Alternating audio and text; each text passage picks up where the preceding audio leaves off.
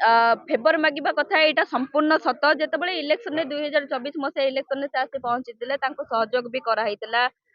तांको भोट भी हम पंचायत रु 1000 प्लस भी करा हैतिला तापरे सब भलो काम चलीथिला हठात दिन से एमएलए मते फेवर मागिथिले कि आपनको कतरु मते फेवर दरकार मु तो कहि पारुनी आ मु गोटे झियो आपण भाई माने आउ को सब जिंस मु आलोचना करी कहि परिबी तो आपण माने बुझी पड़थिबे से को सेंस रे कहिथिले ऑब्वियसली खराब सेंस रे कहिथिले सेठी मते भलो लागि नथला कथाटे ताबे धीरे धीरे मु ताको अवॉइड करिथिली तापरे से मो पंचायत रु पीसी मागिया स्टार्ट करथिले कि पंचायत रु लाख टंका लेखा आपण मासको पीसी दियंतु सेठी भी मो मना करथिली तापरे धीरे धीरे मो पंचायत काम को बंद करथिले तापरे जेतेबेले न सही पारथिली जेतेबेले अधिक मते टर्चर कले जेतेबेले माड मारिबा हो केस नै कि मो भाई के फॉरवर्ड करबा हो कि गोटे सरपंच जनप्रतिनिधि की फॉरवर्ड करबा हो जेतेबेले सहीबारे गोटे सीमा टपी जाय थाए सेतेबेले आमे मुह खोलिबाकू बाध्य होइथाउ तो ए कथाटा संपूर्ण सत ଲକ୍ଷ ଟଙ୍କା ବାବଦ ସରକାର କହୁଛନ୍ତି କି ବର୍ତ୍ତମାନ କୃଷି ମୁକ୍ତ ସରକାର କରୁଛନ୍ତି ବର୍ତ୍ତମାନ ଆପଣଙ୍କୁ କୃଷି ଆଇନ କଣ ପିସି ମୁକ୍ତ ଯୋଉ ସରକାର କହୁଛନ୍ତି ଏଇଟା ସରକାରଙ୍କ ଜାଣିବା ବି ରଖିବା ଦରକାର ଯଦି ପିସି ମୁକ୍ତ ସରକାର କହୁଛନ୍ତି ତାହେଲେ ବ୍ଲକ ଭିତରେ ଏମିତି ସିଷ୍ଟମ କରନ୍ତୁ ଜଣେ ପଇସା ନେଇକି ଯାଇପାରିବନି ପଇସା କାରବାର ହିଁ କରିପାରିବନି କାରଣ ଆମେ ଲୋକ ଅଫିସର ଦେଖାଣିଆ ହିସାବରେ ଆମେ ଟଙ୍କାଟା ଦଉନୁ କାମ ହେଇଯାଇଛି କିନ୍ତୁ ବିନା ପଇସାରେ କାମ ହିଁ ହଉନି କୋଉଠି ଏଇଟା ସମ୍ପୂର୍ଣ୍ଣ ସତ୍ୟ ମୁଁ ଗୋଟେ ଜନପ୍ରତିନିଧି ମୁଁ ଜାଣିଛି ମୁଁ ଫେସ୍ କରିଛି ବିନା ଟଙ୍କାରେ କାମ ହିଁ ହଉନି ତ ଏଠି ଯଦି କହୁଛନ୍ତି ଯେ ଆପଣ ସାନ ଭଉଣୀ କେମିତି ଫେଭର ମାଗୁଥିଲେ ଆପଣଙ୍କୁ ସାନ ଭଉଣୀ ମୁହଁରେ ସେମିତି ଆପଣଙ୍କୁ ମୋ ଭାଇ କହିପାରିବି କିଏ ବି ମତେ ଭଉଣୀ କହିପାରିବେ କିନ୍ତୁ ଭଉଣୀ ଶବ୍ଦଟା ମତେ ଶୁଣି ଶୁଣିକି ବହୁତ ଘୃଣା ଲାଗିଲାଣି କାରଣ ଯଦି ଭଉଣୀ କହୁଥାନ୍ତେ ତାହେଲେ ସେଇ ଭଉଣୀ କି ଫେଭର କେବେ ମାଗି ନଥାନ୍ତେ କି ଭଉଣୀ କି ଏତେ ହଇରାଣ କରିନଥାନ୍ତେ କି ଟର୍ଚର କରିନଥାନ୍ତେ ପୋଲିସ ଲଗେଇ ମାଡ଼ ମାରି ନଥାନ୍ତେ ଆଜ୍ଞା ଆପଣଙ୍କୁ ମାଡ଼ ମରା ଯାଇଥିଲା ଯେତେବେଳେ ଥାନାକୁ ଆପଣଙ୍କୁ ନେଲେ ହସ୍ପିଟାଲ ନେଲେ ମାଡ଼ ମରା ଯାଇଥିଲା ଆଜ୍ଞା ଯେତେବେଳେ ଆଇଆଇସି ସେ 3 ଜଣ ମହିଳା ପୋଲିସ କି ମତେ କହିଥିଲେ ଗାଡି ଭିତରେ ବସିବାକୁ ସେତେବେଳେ ବି ମୋ ମୋବାଇଲରେ ମୁଁ ଲାଇଭ୍ ଥାଏ ଯେତେବେଳେ ଗାଡିରେ ଘୋଷାଡ଼ିକି ନେଇକି ବସେଇଲେ ମୁଁ ଜଷ୍ଟ ଅଳ୍ପ ସମୟ ବି ଫେସବୁକରେ ମୋର ଲାଇଭ୍ ହେଇଛି ତାପରେ ମୋ ମୋବାଇଲ ସେମାନେ ଛଡେଇବାକୁ ବହୁତ ଚେଷ୍ଟା କରିଥିଲେ ମୁଁ ଯେତେବେଳେ ମୋବାଇଲ ନ ଦେଇଥିଲି ମୋ ଲେଫ୍ଟ ସାଇଡରେ 2 ଜଣ ପୋଲିସ ବସିଥିଲେ ରାଇଟ ସାଇଡରେ ଜଣେ ପୋଲିସ ବସିଥିଲେ ମତେ ନିର୍ମମ ଭାବରେ ମାଡ଼ ମାରିଥିଲେ ମୋ ପିଠିକି ମାରିଥିଲେ ମୋ ଛାତିକି ମାରିଥିଲେ ଏବଂ ମୋ ମୁହଁରେ ଜାବଡା ଫାବଡା ମାରିଥିଲେ ମୋ ହାତ ବି ଏଞ୍ଜର୍ଡ ଥିଲା ମୋ ଗୋଡ ବି ଏଞ୍ଜର୍ଡ ଥିଲା ମତେ ବହୁତ ମାଡ଼ ମାରିଥିଲେ ତାପରେ ନେଇ ମତେ ଥାନା ଭିତରେ ବସେଇଥିଲେ ଯେତେବେଳେ ମୁଁ ଅସୁସ୍ଥ ହେଇଥିଲି ତାପରେ ମତେ ମହାକାଳପଡା ମେଡିକାଲ ତାପରେ ମତେ ଇଚ୍ଛାପୁର ହସ୍ପିଟାଲ ନେଇଥିଲେ ସେଠି ବି ତାଙ୍କ ମନ ଶାନ୍ତି ହେଇନଥିଲା ସେଠି ବି ମତେ ଜଗିକି ରହିଥିଲେ ମୋ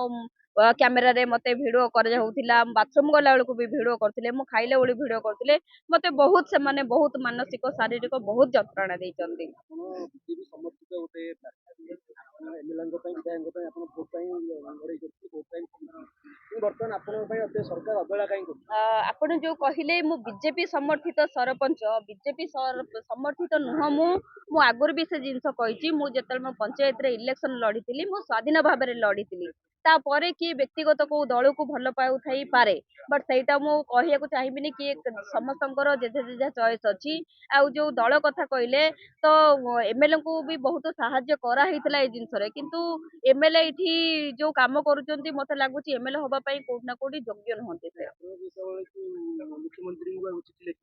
ଲେଖିଥିଲେ ମୁଁ ଦଳୀୟ କାର୍ଯ୍ୟରେ ନିୟୋଜିତ ଥିଲି ଦଳ ପାଇଁ କାମ କରୁଥିଲି କିନ୍ତୁ ମୋ ପ୍ରତି ଏସବୁ ଅପମାନ ବ୍ୟବହାର କରାଯାଉଛି ଆଜ୍ଞା ଏବେ ବି ଯେତେବେଳେ ବିଜେପି ମେମ୍ବରସିପ କରାହଉଥିଲା ସେତେବେଳେ ଆମେ ମେମ୍ବରସିପ କରେଇଛୁ ଏବଂ ନିଜେ ବି ମେମ୍ବର ମୁଁ ଅଛି 2017 ମସିହାରେ ବିଜେପି ଯୁବ ମୋର୍ଚ୍ଚା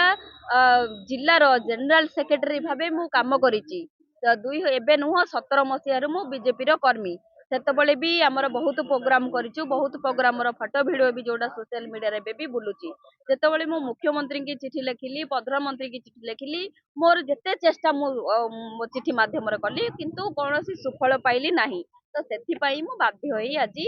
ଆମରଣ ଅନଶନରେ ବସିଲି ଆଜ୍ଞା ଯେତେବେଳେ ଅତନୁଙ୍କ ନାଁ ନଉଛନ୍ତି ଏଠି ମୁଁ ଛୋଟ ଛୁଆ ନୁହଁ ମୁଁ 10,000 ଲୋକଙ୍କର ଲୋକ ପ୍ରତିନିଧି ମୋ ସେତିକି ସାଧାରଣ ଜ୍ଞାନ ଅଛି ମୁଁ ନିଜ ବୁଦ୍ଧିରେ ନିଜେ ଚାଲିପାରିବି ତ ମୁଁ କାହିଁକି କାହା କଥାରେ ପରିଚାଳିତ ହେବି। ଏଠି ଯୋଉ କହୁଛନ୍ତି ଦୁର୍ଗା ବାବୁ କି ଅତନୁ ସବ୍ୟସାଚୀଙ୍କ ନାଁରେ କଥାରେ ଚାଲୁଛି ଯଦି ମେଡିକାଲ ଆସି ଜଣେ କିଏ ସାହାଯ୍ୟ କରିଦେଲେ ତ ସେ ସେଠି ସହି ପାରିଲେନି। ଯେତେବେଳେ ଆମ ନିଜର ଯୋଉ ଏମଏଲଏ ଦୁର୍ଗା ପ୍ରସାଦ ନାୟକ ଅଛନ୍ତି ଯେତେବେଳେ ମତେ ବେଡ୍ ସେଠି ମିଳୁନଥିଲା ମତେ ତଳେ ଫୋପାଡ଼ିକି ରଖିଥିଲେ ଯେତେବେଳେ ମତେ ଜେଲରୁ ମୁଁ ଫେରେଇକି ଆଣିକି ହସ୍ପିଟାଲରେ ଆଡମିସନ କଲେ ଯେତେବେଳେ ଅତନୁ ସବ୍ୟସାଚୀ ନାୟକ ଆସି ସେଠି 10 ମିନିଟ୍ ଭିତରେ ବେଡ୍ ଯୋଗାଡ଼ କରିଦେଲେ ତ କୋଉଠି ନା କୋଉଠି ସେଇଟା ତାଙ୍କୁ ଝଟକା ଲାଗିଥିବ କି କେମିତି ବେଡ୍ କରିଦେଲେ ବାଧ୍ୟ ହେଇକି କୋଉଠି କିଛି ନ ପାଇକିରି ତ ଗପିଛନ୍ତି କି ଏଠି ବିରୋଧୀ ଦଳଙ୍କ କଥାରେ ନାଚୁଛି। କିନ୍ତୁ ମୁଁ 17 ମସିହାରୁ ହିଁ ମୁଁ ବିଜେପି କର୍ମୀ। କୋଉ ଦିନ କୋଉଠି ଦେଖିନଥିବେ ମୋ ବିକେରେ ଗୋଟେ ଉତ୍ତର ବି ପଡିଥିବ ବିଜେଡିର। ମିନିଷ୍ଟର ଥିଲେ ଅତନୁ ସବ୍ୟସାଚୀ ନାୟକ ଯୋଉ ପ୍ରୋଗ୍ରାମ ହୁଏ ତ ସେଠି ପିଆର ମେମ୍ବର ମାନେ ଯାଆନ୍ତି ପିଆର ମେମ୍ବର ମାନଙ୍କୁ ଇନଭାଇଟ ହୁଏ ତ ମୁଁ ସେଇ ପ୍ରୋଗ୍ରାମ ର ଫଟୋ ଭିଡିଓ ଦେଖେଇକି ସେମାନେ କହୁଛନ୍ତି କି ବିରୋଧୀ ଦଳ କଥାରେ ଚାଲିଛି। ଏଇ କଥାକୁ ମୁଁ ସମ୍ପୂର୍ଣ୍ଣ ଭାବେ ବହିଷ୍କାର କରୁଛି କି କାହା କଥାରେ ମୁଁ ପରିଚାଳନା ହଉନି। ମୋ ନିଜର ଯେତିକି ବୁଦ୍ଧି ବିବେକ ଅଛି ମୋ ଘର ଲୋକ ମୋ ମାତା ପିତାଙ୍କ ପରାମର୍ଶ ନେଇକି ହିଁ ମୁଁ କରୁଛି। ଆଉ ଗୋଟେ ଶେଷ କଥା ଆପଣଙ୍କର ଜିଲ୍ଲା ପରିଷଦ ପ୍ରାଥମିକ ସମିତି ସଭ୍ୟ ସମସ୍ତେ ଆପଣଙ୍କୁ ବିରୋଧ କରୁଛନ୍ତି। ସମସ୍ତେ କହୁଛନ୍ତି ବିଧାୟକ ଭଲ କାମ କରୁଛନ୍ତି କିନ୍ତୁ ଆପଣ ହିଁ ତାଙ୍କୁ ବିରୋଧ କରୁଛନ୍ତି ଆପଣଙ୍କ ପାଇଁ ସବୁ ଜିଲ୍ଲା ପରିଷଦ ତ ନୁହଁ ଜିଲ୍ଲା ପରିଷଦ ସେଠି ବିଜେଡିର ଅଛନ୍ତି ଚେୟାରମ୍ୟାନ ଆଉ ଆମ ଯୋଉ ସମିତି ସଭ୍ୟ ଅଛନ୍ତି ସିଏ ବି ଯେତେବେଳେ 2022ରେ ଇଲେକ୍ସନ ଜିତିଲା ପରେ ସିଏ ବି ଅତନୁ ସବ୍ୟସାଚୀଙ୍କ ନାୟକଙ୍କ ପଛରେ ବହୁତ ଗୋଡେଇଛନ୍ତି। ଯୋଉ ସମିତି ସଭ୍ୟ କହୁଛନ୍ତି ତାଙ୍କ ନାଁରେ ବା ପୂର୍ବରୁ ମର୍ଡର କେସ୍ ଅଛି ଆପଣ ସେଇଟାକୁ ଖୋଜୁନାହାନ୍ତି। ଯେତେବେଳେ ବାହା ନ ହେଇଥିଲେ ଯେତେବେଳେ ଆସିକି ରାକେଶ ସୁତାରକୁ ବାହା ହେଲେ ସେତେବେଳେ ତାଙ୍କ ନାଁରେ ମର୍ଡର କେସ୍ ଅଛି ଆମ ସମିତି ସଭ୍ୟଙ୍କ ନାଁରେ। ତାପରେ ଯେତେବେଳେ 2022 ଇଲେକ୍ସନ ଜିତିଲା ପରେ ତାଙ୍କ ସ୍ୱାମୀ କି ଯେତେବେଳେ ହାର୍ଟ କିଛି ପ୍ରୋବ୍ଲେମ ବାହାରିଲା ଏସବି ମେଡିକାଲରେ ନେଇ ପକେଇଥିଲେ ସେଇ ଅତନୁ ସବ୍ୟସାଚୀ ନାୟକ ଯାଇକିରି 30,000 ଟଙ୍କା ଦେଇକି ଗୋଟେ ଇଞ୍ଜେକ୍ସନ ଦବାର ସେ ଆଜି ବଞ୍ଚିଛନ୍ତି। ତ ସିଏ ଲୋକ ହଉଛନ୍ତି କାହାରି ନୁହଁ ଯୋଉଠି ସ୍ୱାର୍ଥ ଦେଖିବେ ସେଇଠି ରହିବେ। ଇଲେକ୍ସନ ବେଳେ ବା ମତେ ଜଗିଥିଲେ ମାରିବେ ବୋଲି କାରଣ ମୁଁ ବିଜେପିରେ କାମ କରୁଥିଲି ସେ ବିଜେଡିରେ କାମ କରୁଥିଲେ। ଆଉ ଯୋଉ ଚେୟାରମ୍ୟାନ କହୁଛନ୍ତି ସିଏ ବି ଚାହୁଁଥିଲେ କୋଉଠି ନା କୋଉଠି ବିଜେଡି ବେଳେ ହବା ପାଇଁ ଚେୟାରମ୍ୟାନ ତାଙ୍କୁ ଅତନୁ ସବ୍ୟସାଚୀ ଚଏସ୍ କରିନଥିଲେ ଆଉ ଜଣଙ୍କୁ ଚେୟାରମ୍ୟାନ କରିଥିଲେ ସେଥିପାଇଁ ସେ ଲାଗିକି କୋଟିଏ ଟଙ୍କା ଖର୍ଚ୍ଚ କରି ଏବେ ଚେୟାରମ୍ୟାନ ହେଇଛନ୍ତି। ଚେୟାରମ୍ୟାନ ନାଁରେ ବର୍ତ୍ତମାନ ରବର ଷ୍ଟାମ୍ପ। ଆଉ ଯୋଉ ବିଧାୟକ କହୁଛନ୍ତି ବିଧାୟକଙ୍କ ପ୍ରଶଂସା କରୁଛନ୍ତି ଏବେ ବି ସେଇ ଚେୟାରମ୍ୟାନଙ୍କ ଫଣ୍ଡ ବି କାମ ହେଇପାରୁନି ଚେୟାରମ୍ୟାନଙ୍କ ଫାଇଲ ବି ପଡିକି ରହୁଛି। ବିଡିଓ ବିନା ଏମଏଲଏ ଇନଷ୍ଟ୍ରକ୍ସନ ରେ ଚେୟାରମ୍ୟାନ ର ବି ଫାଇଲ ସାଇନ କରୁନାହାନ୍ତି ସେ ନିଜେ ବି କିଛି କରିପାରୁନାହାନ୍ତି। ଆପଣ ଦେଖିଥିବେ ଟଏଲେଟ ର ଅବସ୍ଥା ଦେଖିଥିବେ ମୁଁ ମଝିରେ ଥରେ ଭିଡିଓ କରିଥିଲି ଆମେ ମହିଳାଟିଏ ଗଲାବେଳୁ ଟଏଲେଟ ପାଇଁ ସୁବିଧା ନାହିଁ ବାଲ୍ଟିଟିଏ ନାହିଁ ପିଇବା ପାଇଁ ପାଣି ନାହିଁ କି ବସିବା ପାଇଁ ବି ଟିକେ ସୁବିଧା ନାହିଁ। ତ ଇଏ ହଉଛି ଚେୟାରମ୍ୟାନଙ୍କର କାରନାମା। ଦେଖା ମୁଁ ତ ଚିଠି କରିଛି କିନ୍ତୁ ତାଙ୍କର ଯଦି ମାନବିକତା ଥାଆନ୍ତା ଆଉ ତାଙ୍କର ଯଦି ସେ ଚାହିଁଥାନ୍ତେ ଭେଟିବାକୁ ସେ ନିଶ୍ଚିନ୍ତ ଭେଟିଥାନ୍ତେ। ଯେତେବେଳେ ସିଏ ଚାହୁଁନାହାନ୍ତି ମୋ ସହିତ ଭେଟିବାକୁ ମୁଁ କାହିଁକି ଜବରଦସ୍ତି କରିବି ଭେଟିବା ପାଇଁ। ତ ବାଧ୍ୟ ହେଇ ସେଥିପାଇଁ ମୁଁ ଆମରଣ ଅନଶନରେ ବସିଲି ମତେ ମୋ ନ୍ୟାୟ ପ୍ରଦାନ କରାଯାଉ। ଟଙ୍କାଟେ ବି ଏଠି ଇନକମ ହୁଏ ନାହିଁ ଟଙ୍କାଟା ବି ଇନକମ ହୁଏ ନାହିଁ ଯେତେବେଳେ ଆଜ୍ଞା ପିସି କେବେ ବି ଦେଇନୁ କିନ୍ତୁ ଅଲଗା ଜାଗାରେ ସେ କଲେକ୍ସନ କରନ୍ତି ବାଲି ହଉ ମାଟି ହଉ ଇଟା ଭାଟି ହଉ ପଞ୍ଚାୟତରୁ ଏବେ ବି ପଇସା ସେ କଲେକ୍ସନ କରୁଛନ୍ତି। ତାକୁ ଛାଡିକିରି ପଞ୍ଚାୟତ ଡେଭଲପମେଣ୍ଟ କାମରୁ ସେ ମାଗୁଥିଲେ। ଯେତେବେଳେ ଆମେ ଜଣକୁ ଗୋଟେ ଠିକାଦାରକୁ କାମ ଦଉଛୁ ଆଜ୍ଞା ଆମେ ତାଙ୍କୁ କେବେ ପଇସା ମାଗି ପାରିବୁ କି ଆପଣ ପଇସା ଦିଅନ୍ତୁ ଆମେ ଏମଏଲଏ କୁ ପିସି ଦବୁ। କାହିଁକି ନା ସେଠି କାମର କ୍ୱାଲିଟି ଲୋ ହେଇଯିବ। ଯଦି ଗୋଟେ ଆମେ ସେଠୁ କିଛି ବି ପଇସା ବାହାର କରୁଛୁ ନିଶ୍ଚିନ୍ତ ଭାବରେ କାମର କ୍ୱାଲିଟି ଲୋ ହବ। ତ ଏଇ ଯୋଉ କାମ କଥା କହିଲେ କାମ ଯେତିକି ବି ହଉଛି ଆମର ଭଲ କାମ ବି ବହୁତ ଭଲ କାମ ବି ଯେତିକି ହେଇଛି ଆପଣ ଦେଖିବେ ବି ଯାଇକି ବହୁତ ଭଲ କାମ ହେଇଛି। ତ ଏଇ ଯୋଉ ପିସି କଥା ରହିଲା ସେଟାକୁ ଡାଇରେକ୍ଟ ମୁଁ ମନା କରିଥିଲି ଆମେ ଟଙ୍କାଟେ ବି ପିସି ଦେଇପାରିବୁ ନାହିଁ। ତାପରେ ତାଙ୍କର ଆକ୍ରୋଶ ସେ ଦେଖେଇଥିଲେ।